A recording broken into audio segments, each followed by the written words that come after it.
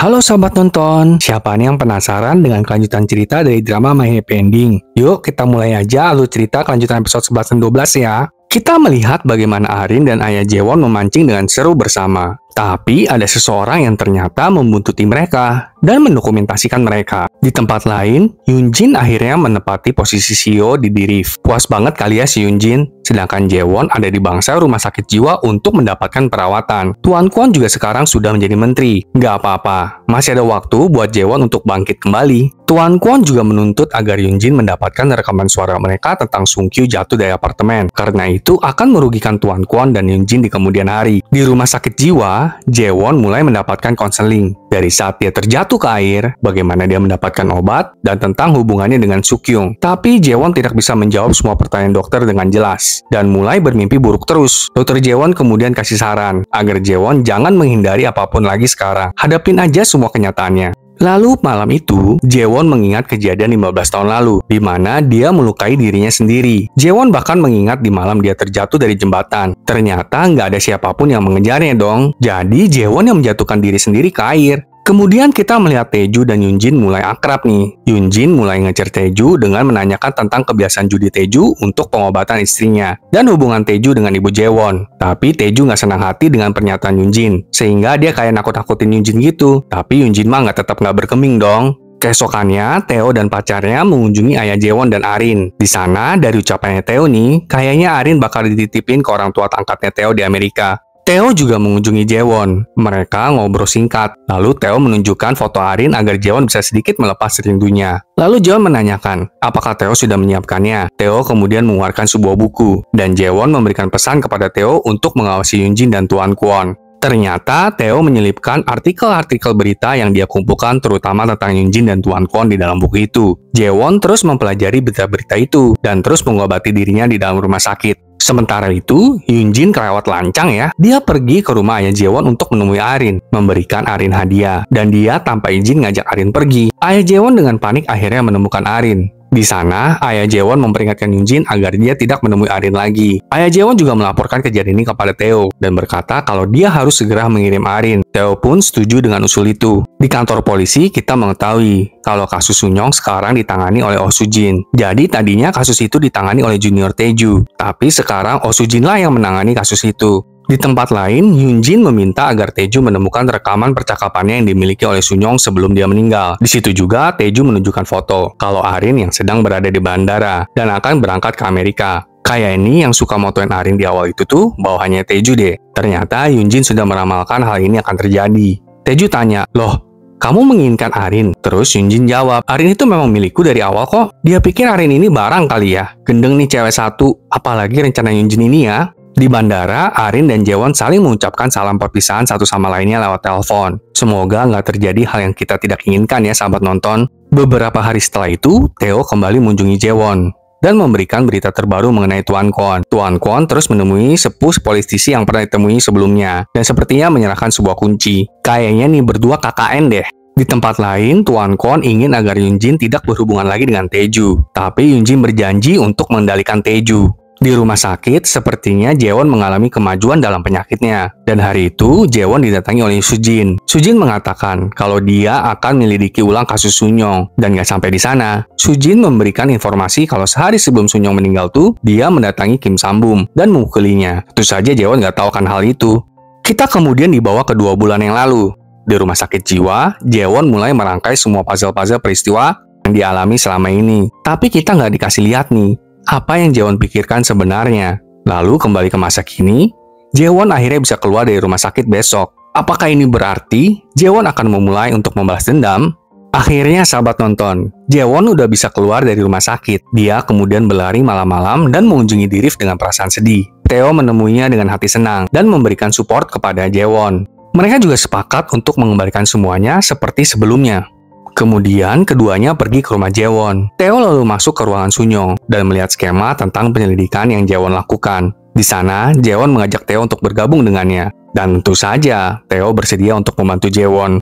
Saat Jaewon sendirian di rumah, bayangan Sukyung kemudian menghantuinya lagi. Kita jadi tahu ya, kalau Jaewon masih bermimpi buruk dan tetap berhalusinasi. Gak apa-apa Jaewon, pelan-pelan aja. You can do it, girl. Keesokan harinya, Jaewon menemui seorang wanita bernama Kim Mi-soo, yang sepertinya adalah pasangan Kim Sam-bum. Dia ternyata menerima kekerasan fisik dari Kim Sam-bum selama ini. Mi-soo juga memberikan Jaewon bukti bahwa Kim Sam-bum memanipulasi uji klinis. Sepertinya mereka berdua bekerja sama untuk menjatuhkan Kim Sam-bum. Kemudian kita melihat kalau Kim Sam-bum diinterogasi karena memanipulasi hasil uji klinik. Hal ini pun sampai ke telinga Tuan Kwon. Tidak sampai di sana, Tuan Kwon juga menerima dokumen yang berisi foto di mana Mi-soo digebukin sama Kim Sam-bum dan bukti Kim telah memanipulasi uji klinik. Langsunglah Tuan Kwon berpikir untuk menyingkirkan Kim. Aduh pak, wes bangkotan loh, masih aja nggak tobat. Piye to iki? Di samping itu, Kim menandatangani sebuah surat yang menyatakan kalau dia menjual sahamnya di RIF. Theo juga menyaksikan proses pemindahan saham itu. Dan seorang pria yang sepertinya bawahan Tuan Kwon yang punya luka di belakang telinga itu loh, mulai mengikuti Kim.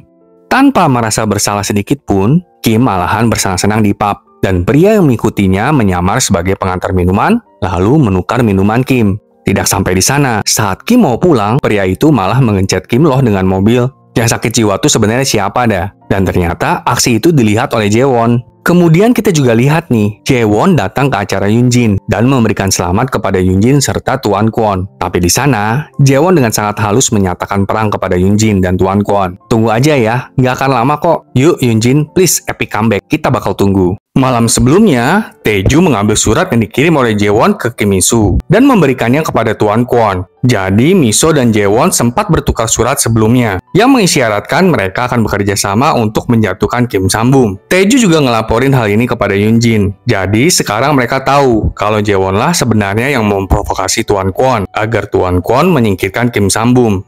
Saat Theo mengantar Jaewon ke rumahnya, mereka melihat pria bermasker habis keluar dari rumah Jaewon. Tapi pria itu pergi begitu saja. Theo jadinya nemenin Jaewon di rumahnya, dan Jaewon mulai berhalusinasi lagi tentang Sung Kyung. Tapi Jaewon tidak menanggapi ilusinya itu dan memilih untuk meminum obat saja. Kita kembali ke acara Yoonjin di mana Jaewon seperti mengisyaratkan kalau sepertinya Yoonjin dan Taeju lah yang membunuh Sunyoung. Di tempat lain, Taeju ikutan memancing bersama dengan ayah Jaewon. Ayah Jaewon mengancam agar Taeju nggak usah aneh-aneh deh ke Jaewon. Tapi Taeju ngancem balik dengan berkata, Jaewon tahu nggak kalau kamu tuh yang membunuh ibunya? Jreng, terdiamlah ayahnya Jaewon. Setelah Jaewon mengunjungi kolumbarium Sunyoung, Sujin menghampiri Jaewon lagi. Sujin mulai tanyain lagi tentang Sunyoung dan tentang kematian Kim. Tapi Jaewon menanggapi dengan acuh tak acuh dan pergi begitu saja. Gak sampai di sana, saat Taeju lagi ngobrol sama juniornya, tiba-tiba Sujin menyela mereka. Sujin lalu bilang, TKP-nya Sunyoung itu sama loh dengan kasus pembunuhan Taeju dulu yang gak kelar. Kebetulan banget ya bro, Taeju ngeles aja lah sebisa dia. Di tempat lain, Jaewon menemui sekretaris Tuan Kwon, memberikan bantuan untuk operasi anaknya, dan meminta bantuan sekretaris itu. Sekretaris itu berkata, kalau pada hari kematian Sunyoung, Tuan Kwon itu tiba-tiba ngebatalin rapatnya dan pergi ke suatu tempat. Tapi nggak tahu ya, apakah ini berkaitan apa enggak. Di rumah, Theo memberikan informasi baru. Kalau pada hari Sunyoung meninggal, Yoonjin minum sama teman-temannya setelah jam 1 pagi. Jadi, dia nggak punya alibi antara jam 10 malam sampai jam 1 pagi. Dan smartwatch Sunyoung yang menunjukkan kalau dia meninggal jam 1.42 pagi itu jelas dimanipulasi. Di tempat Yoonjin, dia mengingat kejadian 10 bulan lalu, di mana Yoonjin mendatangi ayahnya dengan sangat marah-marah dan patah hati. Jadi ternyata, dia baru tahu 10 bulan yang lalu kalau ayahnya lah yang memerintahkan agar Kim Sam-bum meniduri Jaewon. Yoonjin terlihat sangat frustasi dengan hal yang dilakukan oleh ayahnya itu. Memang gila sih ini. Di sisi lain, Jaewon melihat CCTV rumahnya dan mengetahui kalau Taeju sedang ada di rumahnya. Dia kemudian mengirimkan screenshot rekaman CCTV-nya itu kepada Theo dan segera pulang ke rumah untuk menemui Taeju. Dan di sana, Jaewon mengajak Taeju untuk bekerja sama dengan Jaewon karena Yoonjin suatu saat pasti akan membuangnya. Tapi Taeju malahan mencekik Jaewon. Namun untungnya Theo datang tepat waktu dan berhasil menyelamatkan Jaewon. Keesokan harinya, sekretaris Tuan Kwon memberikan USB kepada Theo. Walaupun sekretarisnya bilang kalau USB itu nggak akan menjatuhkan Tuan Kwon. Tapi Theo bilang, nggak apa-apa karena hal ini sudah cukup untuk menggoyahkan Tuan Kwon. Di samping itu, Jaewon mendatangi sepuh politisi dan memberikannya sebuah dokumen serta mengatakan kalau dia nggak perlu ikut-ikutan terseret. Kejadian mengunjungi sepuh itu didokumentasikan diam-diam oleh wartawan Choi. Duh, si Choi ini ya nggak ada puasnya loh, heran. Di rumah sakit, Sung Kyu akhirnya siuman sahabat nonton. Sekretaris Kim langsung menghubungi Jaewon dan semua berkumpul di rumah sakit. Berita tentang Sung Kyu sadar pun terdengar oleh Taeju dan Yoonjin, tapi mereka sepertinya tidak akan bergerak untuk sementara waktu. Ketika Yunjin bertanya, apa yang Jaewon tawarkan kepada Taeju, Taeju kemudian meyakinkan Yunjin kalau dia tetap berpihak kepada Yunjin. Malam harinya, orang bayaran Tuan Kwon mendatangi kamar Sungkyu. Tapi Sungkyu udah dipindahkan dong, dan besoknya dia laporan ke Tuan Kwon. Tuan Kwon bilang, terus cari dong, sembari marah-marah. Di saat itu juga, Tuan Kwon mengetahui kalau yayasan seni miliknya sedang digerebek oleh kejaksaan dengan tuduhan penggelapan duit itu. Nah, karena panik, Tuan Kwon langsung menelepon sekretaris si sepuh untuk minta bertemu dengannya. Tapi sekretarisnya bilang nggak bisa ya, dia sibuk banget ya, bye. Nah kan, mulai deh dia merasakan karma. Belum ya, ini semoga belum. Semoga masih ada banyak karma lainnya. Di kantor, Yunjin juga mengetahui berita tentang yayasan ayahnya. Dan di saat itu juga, Theo mengajukan cuti 6 bulan. Tapi Yunjin tidak memberikannya izin. Yunjin juga tanya, kemana Theo membawa Sungkyu? Tapi Theo pergi begitu aja. Nggak sampai di sana. Wartawan Choi malahan kasih informasi ke Yunjin kalau kemarin itu Jaewon mendatangi si sepuh itu loh. Saat Choi meminta bayaran, Yunjin malahan mengeluarkan sebuah artikel untuk Choi terbitkan nantinya. Di kantor polisi, Sujin terus menyelidiki kasus Sunyong, dan di saat yang sama Junior Taeju menyapanya. Sujin kemudian bertanya, kok kamu kemarin itu tiba-tiba langsung aja menangkap Jaewon? Kenapa cuma curigain Jaewon doang, tapi nggak curiga sama Kim Sambun dan Yujin? Terus si Junior bilang, oh iya, soalnya buktinya udah jelas kan kemarin itu, dan si Kim sama si Yunjin itu udah punya alibinya masing-masing. Setelah Junior itu pulang, Sujin bergumam sendiri kalau dia tahu alibi Yunjin itu salah. Yunjin kemudian mendatangi ayahnya dan bertanya, ayah tahu kenapa susah menghubungi si sepuh? Ini karena Jaewon loh. Udahlah, buat keputusan sekarang. Memang ya, ayah dan anak sama aja bejatnya dan jahatnya. Pagi harinya, Jaewon menerobos kantor Tuan Kwon. Jaewon dengan berani mengancam Tuan Kwon dengan rekaman percakapannya. Kemudian, Jaewon menyuruh Tuan Kwon untuk memilih antara karirnya sebagai menteri atau putrinya. Kemudian kita melihat kalau Sungkyu benar-benar berada dalam rumah perlindungan gitu. Dan Jaewon pun menghampiri Sungkyu. Dan dengan sangat menyesal, Sungkyu meminta maaf kepada Jaewon